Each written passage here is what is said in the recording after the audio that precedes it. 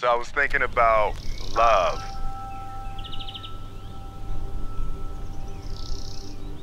I was thinking about how difficult it is for us to find and to maintain the love that we all yearn for.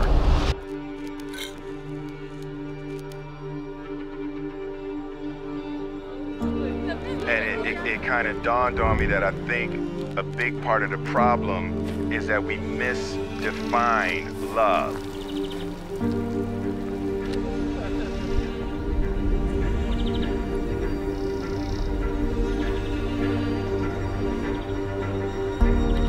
At its core, I think love is help.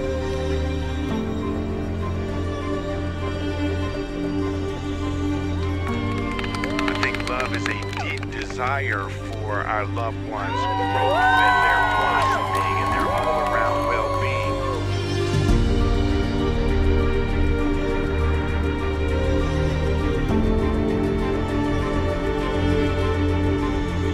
When you love somebody, you want them to feel good, you want them to be happy, you want to see them Ja, Klaudia, biorę Ciebie, Piotrze, za męża. Ja, Piotr, biorę Ciebie, Klaudio, za żonę.